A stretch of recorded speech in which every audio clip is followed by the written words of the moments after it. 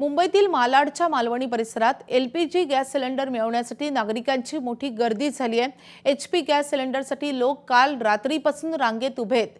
दरम्यान काही संतप्त नागरिकांनी गॅस एजन्सी मालकाला धक्काबुक्की केल्याचे पाहायला मिळत आहे।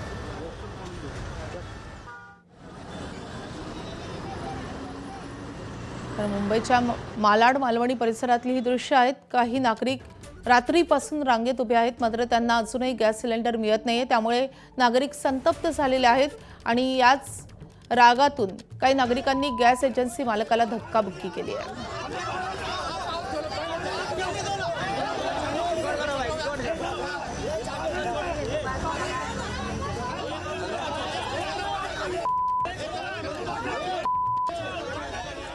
गॅस सिलेंडर मिळवण्यासाठी मालवणीमधले नागरिक हे 24 तासापासून लाईनीमध्ये उभे आहेत। सध्या मी त्याच ठिकाणी आहे। आपण बघू शकतो कशा प्रकारे नागरिक हे 24 तासापासून या रांगेमध्ये थांबले आहेत। आपण बघू शकतो कशा प्रकारे गॅस सिलेंडर चेन लावून कुलूप लावून बांधून ठेवण्यात आले आहेत।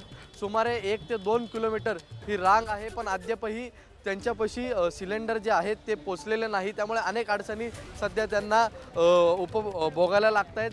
आया ही नहीं है, परसों भी ऐसी लगा के लाइन चले गए थे 1 बजे, फिर आज का बोला आज भी लगाए ले, रात को 1 बजे से लाइन लगा कर 1 बजे नहीं लगाए तो यहाँ नहीं, लास्ट में मिलता नंबर 400 के बाद सुबह अगर आएंगे तो।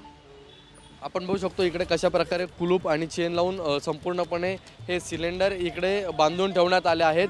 समोरची जी एजन्सी आहे त्यांच्याकडून सांगण्यात येते की लवकरात लवकर सद्गुरू एजन्सीचे 10-12 दिवस झाले साहेब, बाटलं गाडीच लावत नाही। रात्री 3-3 वाजता लोक लाईन लावतात। त्यांच्याकडून काय आश्वासन देण्यात येते? त्यांच्याकडून काहीच सांगत नाही ते लोक, आणि लोक 3-3 वाजता येऊन 1-1 हफ्ता लाईन लावतात। अशी एवढी मोठी रांग नहीं मिला साहब, 3G वाले का सबका बोला यहीं देगा।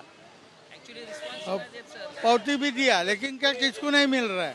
रिस्पॉन्स काय मिळेना झालंय। आज 3 दिवस झाले इथे लाईनीमध्ये सर्व उभे आहेत। आलं लक्षात, आज येईल उद्या येईल परवा येईल असं बोलतात। टोकन सिस्टम दिले तर टोकन सिस्टमनं गाडीला कमीत कमी यावं। आज पण त्याने सांगितले की गाडी येईल, अजून गाडीचं काही ठिकाणं नाही। तर लाईनीने सिलेंडर इकडे नागरिकांकडून आणण्यात आले आहेत, पण आता 24 तास उलटून गेलेत। काही लोकांकडून सांगण्यात येते 3 दिवसापासून इकडे थांबलो आहे तरी देखील हे सिलेंडर मिळत नाहीत। कॅमेरामन रोहित कांबळेसह ईशान देशमुख, एबीपी माझा, मुंबई। एबीपी माझा, उघडा डोळे बघा नीट।